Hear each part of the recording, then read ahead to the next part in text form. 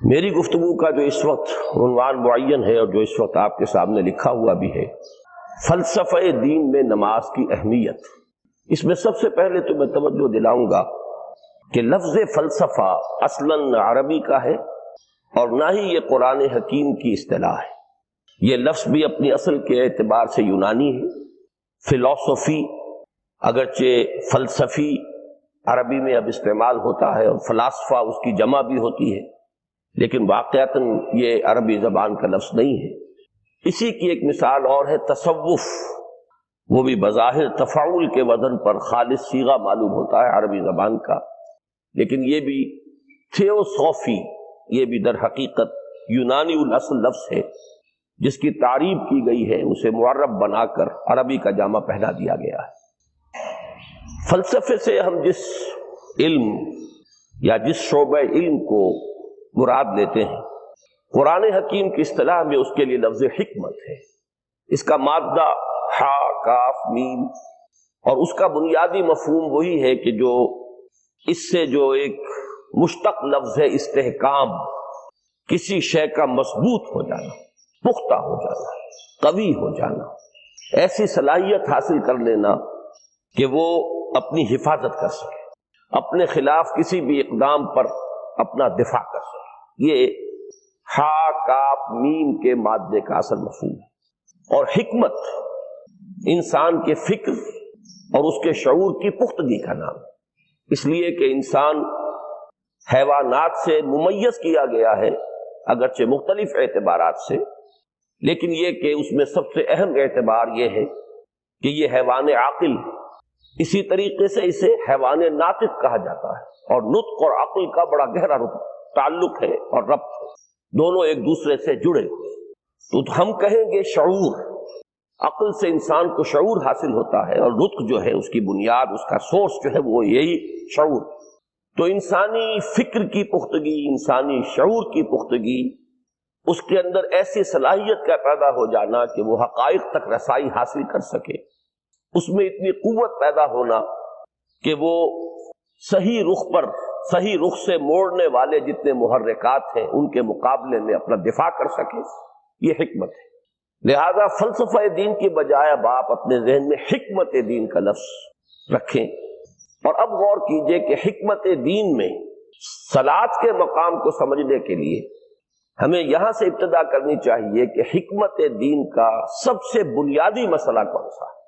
حکمت دین کا سب سے اہم، سب سے بنیادی، اولین مسئلہ معرفت خداوندی، انسان اپنے رب کو پہچانے اور رب کو پہچان کر اپنے فطری جذبہ تشکر کو اس کی ذات سے وابستہ کرے۔ یہ فطری جذبہ تشکر بھی آپ سمجھ لیجئے کہ یہ بھی نہ صرف انسان بلکہ حیوانات کا بھی خاصہ ہے کہ اگر ان کے ساتھ کوئی بھلائی کی جائے تو ایک خاص رد عمل ان کی طبیعت میں پیدا ہوتا ہے، جسے ہم جذبہ شکر یا جذبہ تشکر سے تعبیر کر سکتے ہیں۔ حیوان کے پاس اگرچہ وہ زبان نہیں ہے کہ جس میں وہ اپنے اس جذبے کو الفاظ کا جامہ پہنا کر اپنے محسن کی خدمت میں پیش کر سکے، لیکن یہ کہ اگر کبھی کسی بھوکے پیاسے حیوان کو آپ نے کوئی غذا فراہم کی ہو یا پانی پلایا ہو، اور پھر اگر آپ اس کی آنکھوں میں دیکھیں گے تو وہ جذبہ تشکر وہاں سے ابلتا ہوا محسوس ہو۔ یہ گویا کہ فطرت کا تقاضا ہے، حیوانات سے بلندتر سطح پر انسان ہے، تو فطرت انسانی کا بڑا اساسی اور بنیادی تقاضا ہے کہ وہ اپنے محسن کا شکر ادا کرے، جس نے بھی اس کے ساتھ کوئی بھلائی کی ہو، خیر کیا ہو، اس کی کوئی احتیاج پوری کی ہو، اس کی کوئی ضرورت پوری کی ہو، اس کا وہ شکر بجانا۔ تو یہ فطری جذبہ تشکر جب تک عقل انسانی اپنے اصل محسن اور مربی کو نہیں پہچانتی تو یا تو یہ منتشر رہتا ہے یا بھٹکتا رہتا ہے۔ چنانچہ شرک کی جو ساری تاریخ ہے اس کا تجزیہ کریں گے تو بات یہی نظر آئے گی کہ اس جذبہ تشکر نے اپنے علم کی کوتاہی کی وجہ سے، اپنے فہم کی کوتاہی کی وجہ سے مختلف اشیاء کے ساتھ یا مظاہر قدرت کے ساتھ اپنے آپ کو منسلک کر لیا۔ مثلاً یہ کہ یہ بات غلط نہیں ہے کہ ہماری دنیا کا یہ سارا نظام جو ہے اس میں سورج کی حرارت کو بہت بڑا دخل حاصل ہے۔ ساری انرجی جو ہمارے پاس ہے اس کی سورس تو اصل میں وہ سولر انرجی ہے، لکڑی بھی آپ جلا کر اگر آگ کے ذریعے سے حرارت حاصل کرتے ہیں تو وہ بھی در حقیقت سورج ہی کی وہ حرارت تھی کہ جو اس لکڑی میں جذب ہوئی ہے، اس نے وہ صورت اختیار کی۔ فصلوں کو سورج پکاتا ہے، اس کی حرارت جو ہے وہی ان کے پکنے کا ذریعہ بنتی ہے۔ لہذا انسان نے یہ سمجھا کہ ہمارا سب سے بڑا محسن یہ ہے، لہذا اس کے آگے ہاتھ جوڑ دیے، اس کو سجدہ کیا، اسے معبود بنا لیا۔ اسی پر آپ قیاس کرتے چلے جائیے، جس چیز کے بارے میں احساس ہوا کہ اس کے ساتھ ہماری کوئی بھلائی وابستہ ہے، یہ ہمارے لیے کسی خیر کا ذریعہ ہے، اس کے سامنے انسان جھک گیا اور اس کے اظہار تشکر کے لیے اس نے مراسم عبودیت ایجاد کر دی۔ تو عقل انسانی کی اصل معراج یہ ہے کہ وہ اپنے اصل مربی کو پہچانے، اپنے اصل رب کی معرفت حاصل ہو جائے کہ یہ تمام مظاہر فطرت، مظاہر قدرت، اگرچہ یہ سب ہیں اس دنیا میں، اس کے نظام کو مختلف پہلوؤں سے ان کے ساتھ وابستہ کیا گیا ہے، لیکن یہ سب خود کسی اور کی ربوبیت کے مظہر ہے۔ کوئی اور ہے جو ان سب کا خالق ہے، کوئی اور ہے کہ جس نے ان کے لیے یہ سارا نظام بنایا ہے۔ تو ایک ہی چھلانگ میں انسان پھر وہاں پہنچتا ہے اور اپنے اصل رب اور مربی کو پہچان کر اب اپنے پورے جذبہ تشکر کو اس کی ذات کے ساتھ منسلک کر دے۔ یہ میں نے خلاصہ عرض کیا آپ کے سامنے سورہ لقمان کے دوسرے رکوع کی اس پہلی آیت کا، جس میں اللہ تعالیٰ نے حضرت لقمان کے حوالے سے حکمت اور حکمت کا جو منطقی اور لازمی نتیجہ ہے، دونوں چیزوں کو بیان کر دیا۔ وَلَقَدْ آتَيْنَا لُقْمَانَ الْحِكْمَةَ أَنِ اشْكُرْ لِلَّهِ، ہم نے لقمان کو حکمت عطا کی کہ کر شکر اللہ کا۔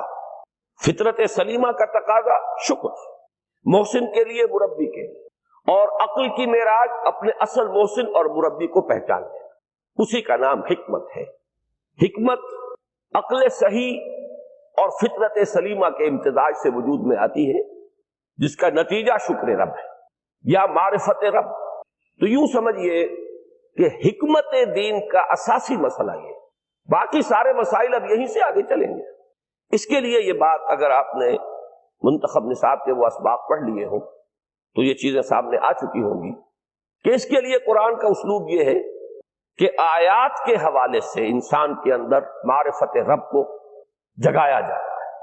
میں نے جگانے کا لفظ استعمال کیا ہے کہ قرآن کی حکمت یہ ہے کہ رب کی معرفت فطرت انسانی میں موجود ہے لیکن سوئی ہوئی ہے، ڈورمنٹ ہے، اسے جگانا ہے، اسے ایکٹیویٹ کرنا ہے۔ اس کے لیے آیات آفاقی، ان فی خلق السماوات والارض واختلاف اللیل والنہار والفلک التی تجری فی البحر بما ينفع الناس الی آخر الآیہ۔ اسی طرح آیات انفسی وفی انفسکم افلا تبصرون سنریہم آیاتنا فی الآفاق وفی انفسہم حتی یتبین لہم انہ الحق۔ لیکن ان آیات آفاقیہ کی طرف بھی صحیح نقطہ نظر سے متوجہ کرنے کے لیے اور انسان کے اندر کی اس سوئی ہوئی معرفت رب کو جگانے کے لیے سب سے زیادہ مؤثر آیات قرآنیہ ہیں، چونکہ یہ فطرت انسانی کے اندر کی ایک شے کو جگانے والی ہیں۔ یہی وجہ ہے کہ قرآن مجید اپنے آپ کو کہیں الذکر کہتا ہے، کہیں ذکرہ، کہیں تذکرہ۔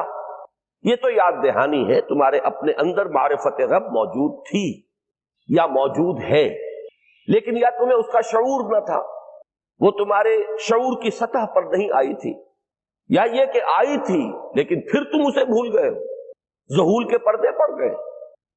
جیسا کہ علامہ اقبال نے کہا کہ کافر کی یہ پہچان کے آفاق میں گم ہے، تم پھر گم ہو گئے، لہذا اس کو اجاگر کرنے کے لیے، تازہ کرنے کے لیے یہ آیات قرآنیہ، ان اندھیروں سے، گمشدگی کے اندھیروں سے نکالنے کے لیے، معرفت کی روشنی میں لانے کے لیے یہ آیات مبارکہ ہے۔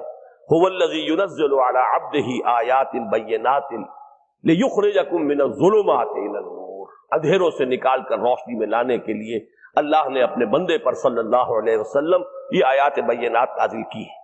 لیکن اب اس سے اگلا قدم ہے، اور اصل میں وہ ہے جو میری گفتگو کا موضوع ہے اس وقت۔ اس کے لیے یہ تمہید ضروری تھی کہ حکمت قرآن کا اور حکمت دین کا اولین، اہم ترین، سب سے اساسی، سب سے بنیادی مسئلہ ہے معرفت رب۔ اگر اس مرحلے کو انسان طے کر لے اللہ کے فضل و کرم سے، اسے اللہ کی معرفت بھی حاصل ہو جائے اور اس پر ایمان بھی میسر آ جائے، تو اب اس کے سامنے تین مسئلے اور ان کو اچھی طرح آئیڈینٹیفائی کیجئے۔ پہلا مسئلہ یہ ہے کہ اس کی فکر صحیح مزید پیش قدمی کرے، آگے بڑھے. یہ تو اس کا سٹارٹنگ پوائنٹ تھا، رب کو پہچان لینا. ابھی تو اس سے آگے بڑھ کر اس فکر صحیح کو، بڑی بلندیوں کو چھونا ہے. جیسے کہ کلمہ طیبہ کی تمثیل بیان کی گئی قرآن مجید میں، کَشَجَرَةٍ طَیِّبَةٍ أَصْلُهَا ثَابِتٌ وَفَرْعُهَا فِي السَّمَاءِ. تو فکر انسانی کے لیے وہ اصل ثابت جمی ہوئی جڑ جو ہے وہ تو ہے معرفت رب. لیکن اب یہ فکر ترقی کرے گی، یہ نشو و نما پائے گی، یہ آگے بڑھے گی، اس کی شاخیں یہ آسمانوں سے بات کریں گی، آسمانوں کی بلندیوں کو چھوئیں گی. تو سب سے پہلا مسئلہ ہے فکر صحیح کی مزید پیش رفت، پیش قدمی. دوسرا مسئلہ انسان کا بہت بنیادی، عمل کی درستی، صحیح عمل. انسان اپنے نفس امارہ سے مغلوب ہو کر یا جذبات کی رو میں بہہ کر یا ماحول کے اثرات سے مرعوب ہو کر وہ کسی غلط رخ پر نہ پڑ جائے، تو اس کے عمل کو درست رکھنے کے لیے کوئی اسے سہارا درکار ہے. اور تیسری ضرورت اس کی، یہ میرے نزدیک اس دور میں سب سے زیادہ نگاہوں سے اوجھل ہو چکی ہے، یہاں تک کہ ہمارے بہت سے دینی حلقے بھی، خاص طور پر جو ریلیجس ایکٹیوسٹ شمار ہوتے ہیں، جو دین کی احیائی جد و جہد میں مصروف نظر آتے ہیں، تجدید دین، احیاء دین، غلبہ دین، اقامت دین، ان کی بھی ایک بہت بڑی محرومی ہے کہ وہ ایک تیسرے گوشے کو تقریباً نظر انداز کر رہے ہیں، اور وہ ہے روحانی ترقی. اس لیے کہ انسان کی اصل عظمت کی بنیاد تو وہ روح ہے جو اس میں پھونکی گئی. وَنَفَخْتُ فِيهِ مِن رُوحِي، جس کا تعلق ذات باری تعالیٰ کے ساتھ ہے. کم سے کم یہ تو ہر شخص مانے گا، کوئی بڑے سے بڑا ریشنلسٹ اور روحانیت کا منکر شخص وہ بھی یہ تو ماننے پر مجبور ہے کہ اللہ تعالیٰ نے اس کی جو نسبت اپنی طرف فرمائی ہے روحی، اس میں در حقیقت انسانی روح کی عظمت اور اس کی شرافت، اس کی بلندی اور اس کی بزرگی کی طرف اشارہ ہے. بہرحال اس کی ترقی، فکر صحیح کی ترقی. نمبر 2، عمل کی درستی، اس میں افراط و تفریط نہ ہو، اس میں انسان نفس امارہ سے مغلوب ہو کر یا جذبات کی رو میں بہہ کر یا ماحول کے اثرات سے متاثر ہو کر کوئی غلط اور غیر متوازن راستہ اختیار نہ کر لے. اور نمبر 3، روحانی ترقی. اب ان میں سے پہلی چیز کو لیجئے، فکر صحیح کے مزید ارتقاء اور اس کی مزید پیش قدمی کے لیے قرآن حکیم نے بھی سورہ آل عمران کے آخری رکوع میں ذکر کو سب سے پہلے اور سب سے اہم عامل کی حیثیت سے شمار کیا. چنانچہ اس کی پہلی آیت جو ہے سورہ آل عمران کے آخری رکوع کی، اس میں تو وہی مضمون جو میں بیان کر چکا وہ آیا ہے، ان فی خلق السماوات والارض واختلاف اللیل والنہار لآیات لأولی الالباب. یقیناً آسمان اور زمین کی تخلیق میں اور دن اور رات کے الٹ پھیر میں نشانیاں ہیں ہوش مندوں کے. ان کے ذریعے سے انسانی شعور کے اندر وہ معرفت رب اجاگر ہوگی. وہ پہلا مرحلہ اس نے طے کر لیا، وہ ڈورمنٹ معرفت اب ایکٹیویٹ ہو گئی. اب مزید فکر کا مرحلہ ہے جو اگلی آیت میں آیا ہے، الذین یذکرون اللہ قیاما وقعودا وعلی جنوبہم ویتفکرون فی خلق السماوات والارض ربنا ما خلقت ھذا باطلا سبحانک فقنا عذاب النار. یعنی تفکر جو ہے، ویتفکرون فی خلق السماوات والارض، وہ تفکر کرتے ہیں، غور و فکر کرتے ہیں آسمان اور زمین کی تخلیق میں، لیکن اس تفکر کے ساتھ لازماً ذکر، اور ذکر مدام، ذکر بھی وہ کہ جو مستقل ہو، ہر حالت میں ہو. الذین یذکرون اللہ قیاما وقعودا وعلی جنوبہم، وہ لوگ کہ جو اللہ کو یاد رکھتے ہیں، اللہ کا ذکر کرتے ہیں، کھڑے ہوئے بھی، بیٹھے ہوئے بھی، اور اپنے پہلوؤں کے بل یعنی لیٹے ہوئے بھی. اب ان تین کے سوا تو کوئی پوزیشن انسان کی نہیں ہے، اسی کا نام ہے دوام ذکر. اور اس کے ساتھ اگر وہ تفکر کرتے ہیں تو ان کا فکر اگلی منزل تک پہنچتا ہے. میں اس پر زیادہ بحث اس وقت نہیں کروں گا. اس وقت میں نے چونکہ وہ 3 باتیں بیان کی تھی، میں درجہ بدرجہ چاہتا ہوں کہ آگے بڑھوں اور ایک حد سے زیادہ کسی بھی مسئلے میں تجاوز نہ کروں. یہ جو بات سورہ آل عمران کی آخری رکوع کی اس دوسری آیت میں آئی ہے، اسی کو مولانا روم نے بیان کیا ہے بہت ہی سادہ لیکن بڑے پرمغز شعر میں این قدر گفتیم باقی فکر کن، فکر اگر جامد بوت رو ذکر کن۔ اس قدر تو ہم نے تمہیں بتا دیا، سمجھا دیا، یہ بات تو آ گئی تمہارے عقل میں، اب جاؤ خود غور کرو، مزید آگے پیش قدمی کرو۔ این قدر گفتیم باقی فکر کن، فکر اگر جامد بوت رو ذکر کن، فکر میں جمود آ جائے، فکر سست پڑ جائے تو جاؤ پھر ذکر کرو۔ تو یہ ذکر اور فکر گویا کہ گاڑی کے دو پہیے ہیں کہ جن سے فکر انسانی صحیح رخ پر آگے بڑھے۔ اگر یہ ذکر ساتھ نہیں رہے گا تو فکر انسانی کج ہو جائے، تاثریا میر و دیوار کج، پھر وہ فکر جو ہے وہ بلندی کو کتنے ہی پہنچ جائے لیکن وہ ٹیڑھی بلندی ہوگی، وہ صراط مستقیم پر پیش قدمی کرنے والا فکر نہیں ہوگا۔ اسی کو علامہ اقبال نے اپنے دو اشعار میں، کیونکہ انہوں نے مولانا روم کو اپنا پیر بھی تسلیم کیا ہے، مرشد رومی، تو یہ فکر جو ہے، یہ خیال جو مولانا روم نے پیش کیا، اسی کو علامہ اقبال نے دو اشعار میں میں سمجھتا ہوں کہ مزید شکوہ کے ساتھ، مزید خوبصورت اور حسین انداز میں پیش کیا ہے۔ جز بقرآن زے غمی روباہی است، فقر قرآن اصل شاہنشاہی است۔ قرآن کے بغیر اگر کوئی شعر بھی ہو تو وہ بھی اصل میں لومڑی ہے، اس کی کوئی حقیقت نہیں ہے، اس لیے کہ اصل شاہنشاہی جو ہے وہ تو فقر قرآن ہے۔ اب فقر قرآن کیا ہے؟ فقر قرآن اگر آپ لکھا ہوا دیکھیں گے اس کو تو اس کے آگے یہاں اب سوالیہ نشان آ جائے گا، فقر قرآن یعنی سوچو فقر قرآن کیا ہے، اور جواب ہے اختلاط ذکر و فکر۔ فقر قرآن امتزاج سے وجود میں آتا ہے کہ اس میں ذکر بھی ہو فکر بھی ہو، اور فکر را کامل نہ دیدم جز بے ذکر، میں نے فکر کو کبھی بھی اپنی منزل مقصود تک پہنچتا ہوا نہیں پایا جب تک کہ اس کے ساتھ ذکر نہ ہو۔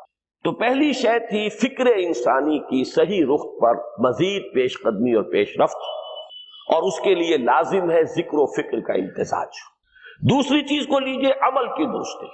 اس عمل کی درستی کے لیے اللہ تعالی کے ساتھ ایک گہرے تعلق کی ضرورت، اس لیے کہ صبر کی بحث میں یہ مضامین شاید آپ کے سامنے آ گئے ہوں کہ صبر جہاں مصیبت پر صبر ہوتا ہے، تکلیف پر صبر ہوتا ہے، اللہ کے احکام پر جمنا یہ بھی صبر ہے، نفس کی خواہشات کی باغ کو تھام کر رکھنا، کھینچ کر رکھنا یہ بھی صبر ہے، اور استقامت کسی شے پر قائم رہنا یہ بھی صبر ہے۔ تو عمل صحیح پر استقامت کے لیے وَاصْبِرْ وَمَا صَبْرُكَ إِلَّا بِاللَّهِ، اس صبر کی سب سے اہم جو بنیاد ہے، اس کا جو سب سے بڑا ذریعہ ہے، اس کا جو سب سے بڑا سہارا ہے، وَمَا صَبْرُكَ إِلَّا بِاللَّهِ، اس کے لیے ضرورت ہے ایک گہرے تعلق کی کہ اللہ کے ساتھ ایک ایسا تعلق برقرار رہے جو نہ صرف گہرا ہو بلکہ دائم و قائم، مسلسل۔ ذرا ذہول ہوگا تعلق مع اللہ میں، ذرا کمی آئے گی شیطان کا وار کاری ہو جائے گا۔ اسی کو حضور نے حدیث میں یوں تعبیر کیا ہے تمثیلاً کہ جو دل اللہ کی یاد سے غافل ہے اس پر، فارسی کا وہ مقولہ بھی ہے کہ خانہ خالی را دیو میں گیرت، گھر خالی رہے تو جنات اس پر دیو جو ہے آ کر قبضہ جما لیتے ہیں۔ تو خانہ قلب جو ہے اگر یاد خدا بندی سے خالی ہو گیا تو شیطان ابلیس لعین اپنی تھوتنی ٹکا دیتا ہے۔ یہ لفظ آتا ہے سور کے منہ کے لیے تھوتنی، جس طرح اس کا نکلا ہوا سا منہ ہوتا ہے آگے، یہ لفظ استعمال کیا گیا کہ وہ اپنی تھوتنی انسان کے دل پر جما کر اور پھوکے مارنی شروع کر دیتا ہے۔ تو شیطان کو موقع ہی تب ملتا ہے جب انسان کے تعلق مع اللہ کے اندر کمی ہو، وہ خانہ بالکل خالی ہو گیا ہو یا اتنا ضعیف ہو گیا ہو کہ کل عدم ہو جائے، گویا کہ نہیں۔ تیسری چیز کی طرف آئیے، روحانی ترقی۔ روحانی ترقی کے لیے میں ایک اصطلاح کے سامنے لا رہا ہوں، اس سے مراد کیا ہے؟ روحانی ترقی کے لیے ہماری دینی اصطلاح ہے تقرب الی اللہ، اللہ سے قریب تر ہوتے چلے جانا۔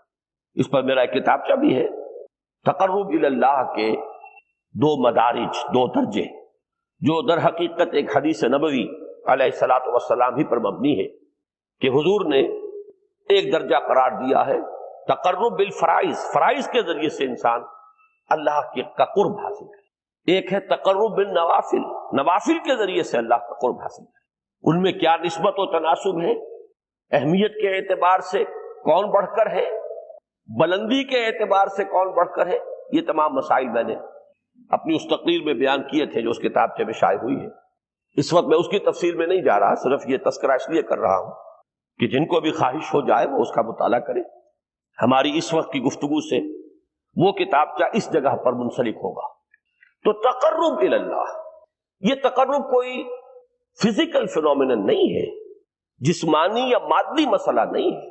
اللہ سے قرب یہ نہیں ہے کہ کوئی کروڑوں میل کا فاصلہ ہے، اب ہمیں کوئی رسی پر چڑھنا ہے اوپر بڑی محنت اور مشقت سے۔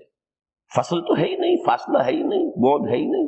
نحن اقرب الیہ من حبل الورید، ہم تو انسان سے اس کی شہرگ سے بھی زیادہ قریب۔ ہوا معکم اینما کنتم، وہ تو تمہارے ساتھ ہی ہوتا ہے جہاں کہیں بھی تم ہو، بس صرف یہ کہ تمہاری توجہ نہیں ہوتی، تم اور چیزوں میں مشغول و مصروف رہتے ہو، تم ہماری طرف دھیان ہی نہیں دیتے، تم ہماری طرف متوجہ ہی نہیں ہوتے۔